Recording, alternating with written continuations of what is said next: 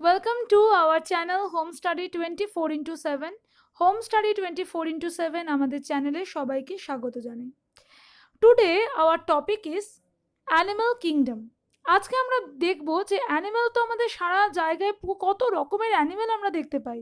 তো সেই অ্যানিম্যাল কিংডমকে কোন কোন বেসিসে ভাগ করা হয়েছে বা কত রকমের অ্যানিম্যাল কিংডম বা কত রকমের অ্যানিম্যাল আমরা দেখতে পাই, অ্যানিম্যাল কিংডমের অন্তর্গত কত রকমের অ্যানিম্যাল রয়েছে, তাদেরকে কোন কোন বেসিসে ভাগ করা হয়েছে, কোন কোন বেসিসে তাদেরকে গ্রুপ করা হয়েছে, সেইগুলোকে নিয়ে আজকে আমরা আলোচনা করব। প্রথমেই আমাদের পরিচয় দিয়ে দিই, আমি speaker Sonali Ghatak and editor Aninda Bhattacharya. So let's start today's topic, animal kingdom brief explanation.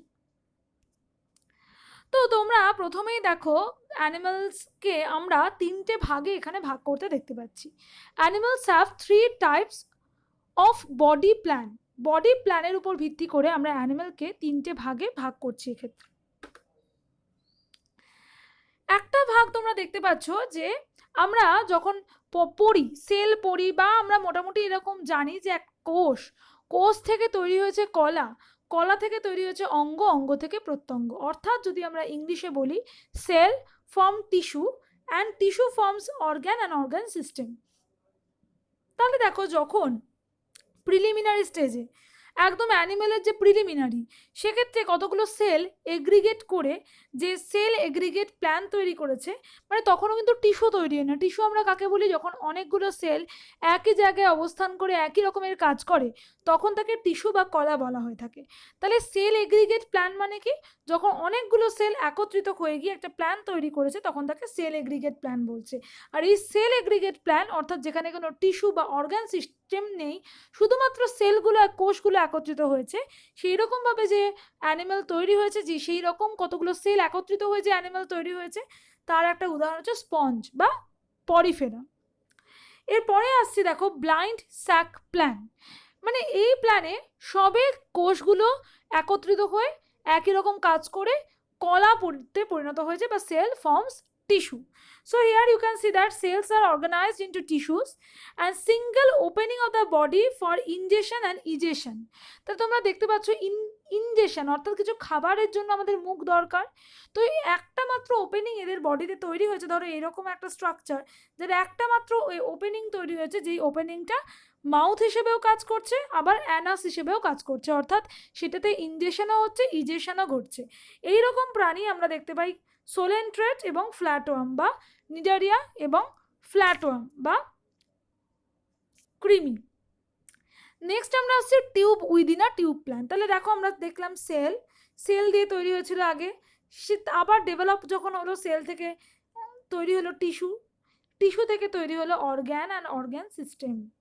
নাও দেখতে পাচ্ছ যে এই টিউব উইদিন টিউব, এই প্ল্যানে কি হচ্ছে, level of organisation is organ system, একটা অর্গ্যান সিস্টেম তৈরি হয়েছে। Proper digestive canal is present having 2 opening, one for ingestion and other for egestion. তাহলে একটা হচ্ছে ইনজেশন বা গ্রহণ করার জন্য, একটা দেহ থেকে অতিরিক্ত যে বর্জ্য পদার্থগুলোকে বার করার জন্য দুটো ওপেনিং আমরা দেখতে পাচ্ছি।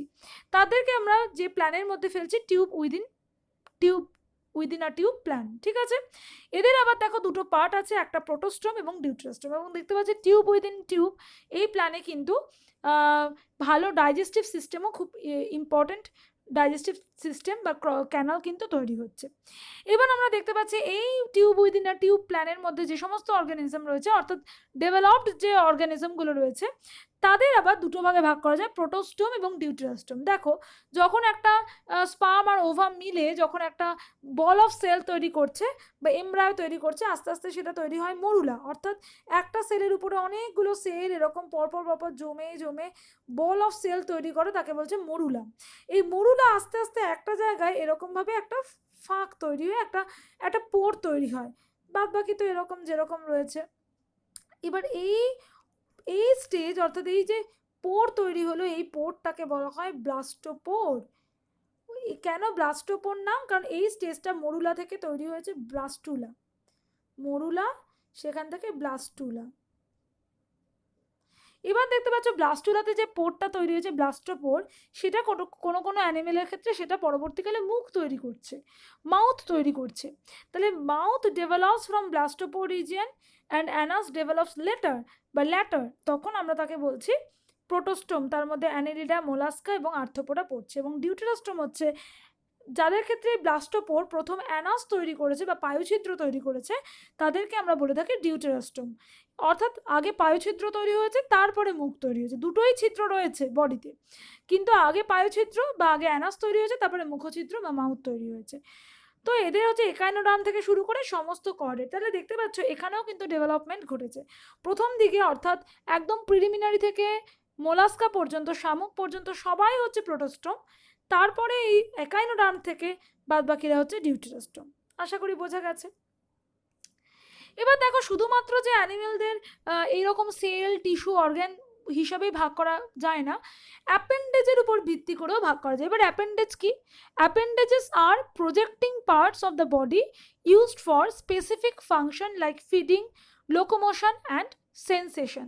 তাহলে অ্যাপেন্ডেজ মানে এমন কিছু অর্গ্যান যেগুলো লোকোমোশন করতে, চলাচল করতে, সেন্স পেতে, এগুলোর ক্ষেত্রে সাহায্য করছে। কিছু যেমন টেন্টাকলস মানে হাতের মতো কিছু রিজিয়ন, মানে সুরের টাইপের, হাইড্রা টাইপের, হাইড্রাদের ক্ষেত্রে এরকম টেন্টাকলস বেরিয়ে থাকে।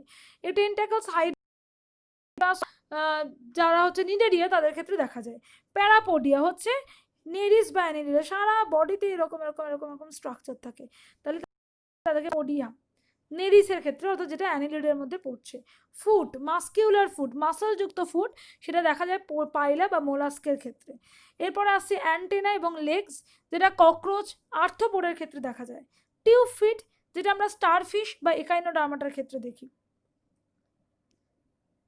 ওকে, নেক্সট আমরা দেখছি ফিন্স বা পাখনা, যেটা আমরা ফিশ, মাছের ক্ষেত্রে দেখি। নেক্সট আছে লিমস অ্যান্ড উইংস, যেটা আমরা amphibian, reptile, bird and mammals. তাহলে এক একজনের কিন্তু এক এক রকমের অ্যাপেন্ডেজেস দেখতে পাওয়া যাচ্ছে।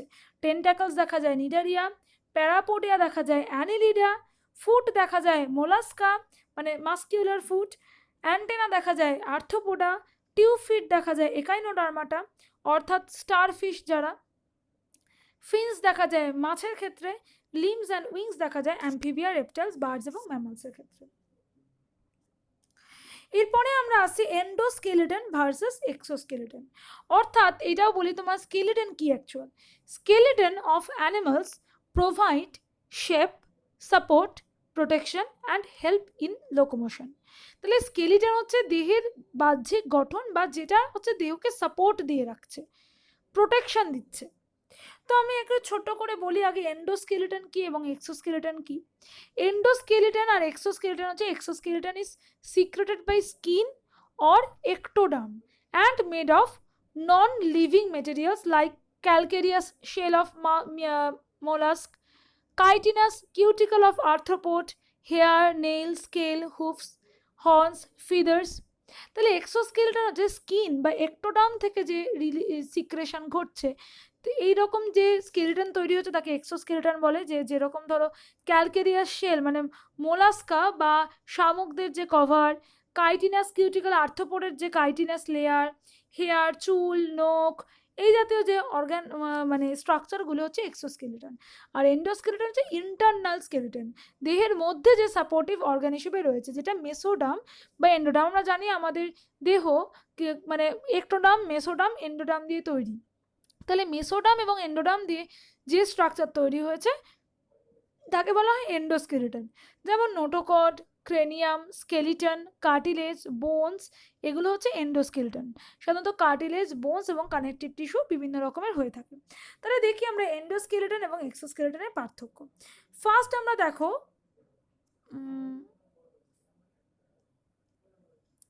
এখানে হচ্ছে, দাঁড়াও এক সেকেন্ড, হ্যাঁ আমরা তাহলে আমরা তাহলে এন্ডোস্কেলেটনটা আগে দেখি, এন্ডোস্কেলেটন ভার্সেস এক্সোস্কেলেটন। তাহলে এটা হচ্ছে এন্ডো আর এইটা হচ্ছে এক্সো।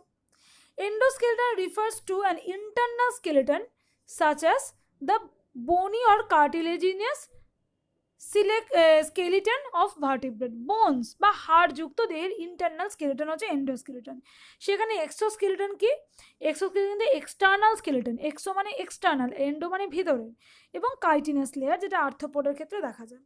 নেক্সট, এন্ডোস্কেলিটন ক্যালসিয়াম এবং ফসফরাস দিয়ে তৈরি হয়, কিন্তু exoskeleton scale, chitinous, cuticle, calcified shell দিয়ে তৈরি হয়। Next, endoskeleton inside the body থাকে, এক্সোস্কেলিটন আউটসাইড দ্য বডি থাকে। নেক্সট, এন্ডোস্কেলিটন ভার্টিব্রেটের ক্ষেত্রে দেখতে পাওয়া যায়, এক্সোস্কেলিটন আর্থ্রোপোডের ক্ষেত্রে দেখতে পাওয়া যায়। আর্থ্রোপোড মানে বুঝতে পারছো যে ধরো এই মশা মাছি বা নন কর্ডেটের মধ্যে সব থেকে লার্জেস্ট গ্রুপ হচ্ছে আর্থ্রোপোড, যেখানে মশা মাছি, ইনসেক্টটা, এছাড়া কাঁকড়া, তারপরে চিংড়ি, সব মানে অনেক বড় একটা group. Next, endoskeleton made up of bones and cartilage, হাড় কার্টিলেজ দিয়ে তৈরি হয়েছে এন্ডোস্কেলিটন, যেখানে এক্সোস্কেলিটন তৈরি হয়েছে কাইটিন এবং ক্যালসিয়াম কম্পাউন্ড দিয়ে তৈরি হয়েছে। এছাড়াও আমরা দেখছি যে এন্ডোস্কেলিটন অ্যাকচুয়াল লিভিং স্ট্রাকচার, জীবিত একটা স্ট্রাকচার, কিন্তু exoskeleton non living structure. Next, endoskeleton develops from the endoderm or mesoderm, আমি বললাম, আর এরা হচ্ছে এক্সোস্কেলিটন হচ্ছে একটোডার্ম থেকে তৈরি হয়েছে। Next, endoskeleton grows as the body grow, body যত গ্রো করে এন্ডোস্কেলিটন অর্থাৎ হাড়, স্কেলিটন, ক্র্যানিয়াম এগুলো গ্রো করছে, কিন্তু exoskeleton does not grow with the body and has to be shed, just একটা শেড করে রেখেছে বডিকে, বডির সাথে সাথে গ্রো হয় না। মোর ফ্লেক্সিবল এন্ডোস্কেলিটন, এন্ডোস্কেলিটন খুব ফ্লেক্সিবল হয়, কিন্তু এক্সোস্কেলিটন কিন্তু লেস ফ্লেক্সিবল হয়। Provide structure for the attachment of muscle, মাসেলকে আটকে রাখে বোনস। আর আমরা এখানে দেখতে পাচ্ছি wings of insect are attach through muscle, এক্ষেত্রে উইংসগুলো আমরা আর্থ্রোপোডের ক্ষেত্রে দেখতে পাচ্ছি ডানাগুলো কিন্তু মাসেলের সাথে লেগে থাকে থ্রু এক্সোস্কেলিটন। তাহলে আমরা দেখলাম এক্সোস্কেলিটন এবং এন্ডোস্কেলিটনের পার্থক্য। এরপরে আমরা দেখছি কোল্ড ব্লাডেড এবং ওয়ার্ম ব্লাডেড অ্যানিমেল, কিন্তু কীরকম ব্লাড সেটা দিয়েও কিন্তু ভাগ করা যায়, কোল্ড ব্লাডেড, ওয়ার্ম ব্লাডেড। বলি তাহলে প্রথমে বলি কোল্ড ব্লাডেড, এদেরকে বলা হয় পয়কিলোথার্মিক অ্যানিমেল,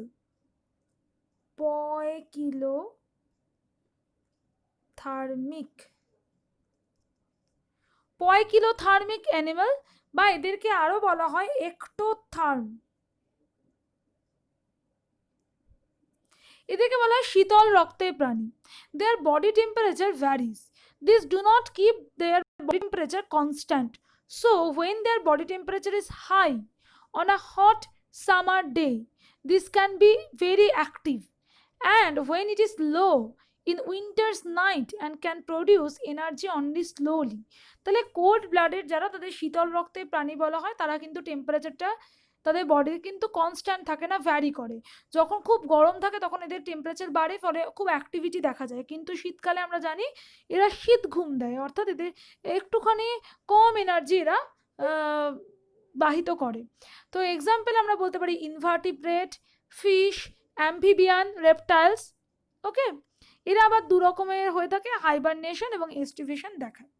এবার আমরা দেখাচ্ছি ওয়ার্ম ব্লাড। ওয়ার্ম ব্লাডের প্রাণীদের কি বলা হয়? ওয়ার্ম ব্লাডের প্রাণীদেরকে বলা হয় এন্ডোথার্ম। ওয়ার্ম ব্লাড এন্ডোথার্ম, বা এটাকে হোমিওথার্মিক অ্যানিমেলও বলা হয়, বা আমরা বলে থাকি হোমিওথার্মিক অ্যানিমেল। হোমিও মানে সেম, তাহলে হোমিওথার্মিক বা এন্ডোথার্মিক অ্যানিমেল হচ্ছে worm blooded animal. These have relatively constant body temperature and their body temperature is independent of that their external environment. বাইরের environment যাই থাকুক না কেন, দেহের টেম্পারেচার কিন্তু একদম ফিক্স থাকে। Body temperature of endotherm is derived from heat produced by their own oxidative metabolism and the presence of insulating hair, feathers and blubbers prevents the internally generated heat from freely diffusing to the external environment. Mammals এবং birds তারা warm blooded প্রাণী হয়ে থাকে। এদের ক্ষেত্রে কি গায়ে লোম অথবা ফিদার, পালক এই সমস্ত দিয়ে ঢাকা থাকে, এবং এরা নিজেদের মেটাবলিজম বডির ভিতরে হয় বলে এরা নিজেরাই হিট তৈরি করতে পারে এবং ইনসুলেশনেরও কাজ করে। হেয়ার থাকে, ফেদার থাকে, এই কারণে, সেই কারণে এরা নিজেদের টেম্পারেচারটাকে কনস্ট্যান্ট রাখতে পারে। তাহলে এরা হচ্ছে ওয়ার্ম ব্লাডেড প্রাণী। তাহলে আমরা দেখতে পাচ্ছি অ্যানিম্যাল কিংডমকে দুটো ভাগে ভাগ করা যেতে পারে, নন কর্ডেড এবং কর্ডেড। নন কর্ডেডের মধ্যে আমরা পাচ্ছি কি কি, পরিফেরা, সোলেন্টেড বা নিডারিয়া, যেগুলো সম্পর্কে আস্তে আস্তে আমরা পড়বো, প্লাটিহেলমিনথিস, নিমাটোডা, অ্যানিডিডা, আর্থ্রোপোডা, মোলাস্কা, একাইনোডার্মাটা। তাহলে আমরা দেখলাম নন কর্ডেড অর্থাৎ যাদের কর্ডেটা পর্বভুক্ত প্রাণী যারা নয়, অর্থাৎ on the basis of notochord animals are divided into non chorded and chorded. এবার নোটোকর্ডটা কি একবার দেখে নিই। A cartilaginous skeletal rod supporting the body in all embryonic and some adult chorded animals. Embryonic condition বা এমব্রায়ো কন্ডিশনে এবং adult কন্ডিশনে একটা রড অফ স্কেলেটাল থাকে যেটা বডিকে সাপোর্ট করে। এটা থাকা এবং না থাকার উপর ডিপেন্ড করে অ্যানিমেলকে কিন্তু দুটো ভাগে ভাগ করা যায়, নন কর্ডেড এবং কর্ডেড। নন কর্ডেড দেখতে পাচ্ছ কত রকমের ভাগ হচ্ছে, Porifera, Cnidaria, Platyhelminthes, Nematoda, Annelida, Arthropoda, Mollusca, Echinodermata. পরিফেরার মধ্যে স্পঞ্জ, নিডারিয়ার মধ্যে পড়ছে হচ্ছে ওবেলিয়া, অরেলিয়া, প্লাটিহেলমিনথিসের মধ্যে তোমার কৃমি জাতীয় প্রাণী, নিমাটোডাও তাই, নিমাটোডাও হচ্ছে কৃমি জাতীয় প্রাণী পড়ছে। অ্যানিলিডিসের মধ্যে পড়ছে তোমার কেঁচো, এরা। আর্থ্রোপোডের মধ্যে তো বললাম লার্জেস্ট গ্রুপ, মোলাস্কা, শামুক, এবং একাইনোডার্মাটা স্টারফিশ। এবং কর্ডেড দেখছো দুটো ভাগ, প্রোটোকর্ডেড এবং ভার্টিব্রেট। অর্থাৎ যাদের ভার্টিব্রাল কলাম থাকে তাদেরকে আমরা ভার্টিব্রেট বলে থাকি, এবং যাদের থাকে না ইনভার্টিব্রেট। তো এই প্রোটোকর্ডেডের মধ্যে প্রোটোকর্ডেড এবং ভার্টিব্রেট দেখো, স্পাইসেস অর্থাৎ মাছ, অ্যাম্ফিবিয়া উভচর, রেপটিলিয়া সরীসৃপ, অ্যাভিস পাখি, এবং ম্যামাল স্তন্যপায়ী, এরা সবাই পড়ছে কর্ডেডের মধ্যে। তাহলে আমরা দেখছি পুরো অ্যানিম্যাল কিংডমকে on the basis of notochorded আমরা দুটো ভাগে ভাগ করতে পারছি, নন কর্ডেড এবং কর্ডেড। তাহলে দেখো আমরা যদি খুব ভালো করে দেখি কি কিভাবে একে ভাগ করা যেতে পারে। সর্বপ্রথম দেখো কিংডম, রাজ্য, আমরা কাকে ভাগ করছি, আমরা ভাগ করছি অ্যানিম্যাল কিংডমকে। তাহলে যদি একদম সর্বপ্রথম দেখো তাহলে কিংডম, অ্যানিম্যাল কিংডম, সেটা লেভেল অফ অর্গানাইজেশন হিসেবে আমরা প্রোটোজোয়া এবং মেটাজোয়া। প্রোটোজোয়া মানে যাতে প্রোটোপ্লাজম রয়েছে, কোনো নিউক্লিয়াস বা অন্যান্য পার্ট, সেলুলার পার্ট, সেল গঠিতই হয়নি, তাদের হচ্ছে প্রোটোজোয়া। আর যাদের সেল রয়েছে বা টিস্যু রয়েছে বা অর্গান রয়েছে তাদেরকে বলছে মেটাজোয়া। এই মেটাজোয়া আবার তিনটে ভাগ রয়েছে, মেসোজোয়া সেলুলার লেভেল, প্যারাজোয়া এবং ইউমেটাজোয়া। প্যারাজোয়া হচ্ছে সেলুলার লেভেল, যাদের সেল রয়েছে কিন্তু টিস্যু বা অর্গান তৈরি হয়নি, যেমন পরিফেরা বা স্পঞ্জ।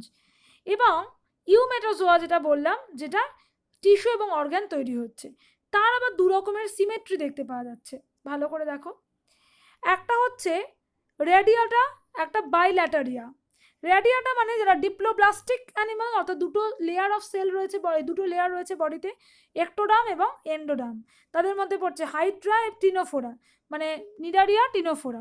আর বাইল্যাটারিয়া যাদের ক্ষেত্রে ট্রিপ্লোব্লাস্টিক, অর্থাৎ তিনটে পার্ট, একটোডাম, মেসোডাম এবং এন্ডোডাম রয়েছে। এদের আবার দুটো ভাগ, প্রোটোস্টোম এবং ডিউটেরাস্টোম। যাদের ক্ষেত্রে ব্লাস্টোপোরটা মুখছিদ্র তৈরি হতো তাদের প্রোটোস্টোম। এদের আবার তিনটে ভাগ সিলোমের উপর ডিপেন্ড করে। সিলোম আমরা সবাই আগে বলে দিয়েছি, সিলোম হচ্ছে যেই একটা গহ্বর বা একটা রিজিয়ান যে ডাইজেস্টিভ ট্রাক্টের সাথে একটোডাম মেসোডামকে ডাইজেস্টিভ ট্রাক্টের থেকে আলাদা করে রেখেছে। আসিলোমেটা যাদের সিলোম নেই, প্লাটিহেলমিনথিস। সিউডোসিলোমেটা যাদের সিলোম রয়েছে তবে সিলোম নেই, ছদ্ম সিলোম রয়েছে, দেখতে সিলোমের মতো কিন্তু অ্যাকচুয়াল সিলোম নয়, তাই নিমাটোহেলমিনথিস। এবং ইউসিলোমেটা অ্যানিডিডা, মোলাস্কা এবং আর্থ্রোপোডা। আর ডিউটেরাস্টোমের মধ্যে পড়ছে একাইনোডার্মাটা এবং সমস্ত কর্ডেটা। তাহলে এই হচ্ছে টোটাল অ্যানিমাল কিংডম। এবং দেখতে পাচ্ছ তাও আবার এই সাইজোসিলোম, অ্যানিডা, মোলাস্কা এদেরকে বলা হচ্ছে হিমোসিল যুক্ত হয়ে থাকে। তাহলে আমরা আগের দিনকে পুরো সিলোম কি, সমস্ত সিমেট্রি কি, সব কিছু পড়েছি। আজকে অ্যানিমাল কিংডমের একটা ব্রিফ ধারণা তোমাদের দিলাম। তাহলে অ্যানিমাল কিংডম প্রথম ভাগ প্রোটোজোয়া এবং মেটাজোয়া। প্রোটোজোয়া যাদের কোনো সেল নেই, শুধু প্রোটোপ্লাজম রয়েছে। মেটাজোয়া যাদের সেল রয়েছে, টিস্যু বা অর্গান রয়েছে। মেটাজোয়াকে তিনটে ভাগ, মেসোজোয়ার যে সেল রয়েছে, প্যারাজোয়া মানে সেলগুলো একত্রিত হয়েছে, এগ্রিগেট করেছে, যেমন পরিফেরা। ইউমেটাজোয়া বা এন্টারোজোয়া, যেখানে টিস্যু এবং অর্গান সিস্টেম ডেভেলপ করেছে। এদের মধ্যে আবার সিমেট্রি ওয়াইজ দুটো ভাগে ভাগ হয়েছে, রেডিয়াটা যারা ডিপ্লোব্লাস্টিক এবং বাইল্যাটারিয়া যারা ট্রিপ্লোব্লাস্টিক। রেডিয়াটা দেখতে পাচ্ছি সোলেন্টেরেট এবং টিনোফোরা, আর বাইল্যাটারিয়া প্রোটোস্টোম ডিউটেরাস্টোম। প্রোটোস্টোম দেখতে পাচ্ছ সিলোম ওয়াইজ আসিলোমেটা, সিউডোসিলোমেটা, ইউসিলোমেটা। আর ডিউটেরাস্টোম দেখতে পাচ্ছ একাইনোডার্মাটা এবং কর্ডেটা। সো আজকে অ্যানিমাল কিংডম সম্পর্কে একটা প্রগাঢ় ধারণা তোমাদেরকে দিলাম। আশা করি তোমাদের বুঝতে সুবিধা হয়েছে, ভালো লেগেছে। এবং আমাদের ভিডিও যদি পরপর তোমরা যদি প্লেলিস্ট ওয়াইজ পরপর দেখতে থাকো তাহলে দেখবো তোমাদের খুব সুবিধা হবে, আশা করা যাচ্ছে। এবং আশা করি তোমাদের আমাদের ভিডিও ভালো লাগছে। ভালো লাগলে অবশ্যই লাইক করো, কমেন্ট করো এবং সাবস্ক্রাইব করো। সাবস্ক্রাইব করে অবশ্যই বেল আইকন প্রেস করবে, তাহলে যখনই আমরা কোনো ভিডিও আপলোড করব তার নোটিফিকেশন সবার আগে পৌঁছে যাবে তোমাদের কাছে। তো খুব ভালো থেকো, তোমরা সাবধানে থেকো আর আমাদের চ্যানেলের সঙ্গে থাকো।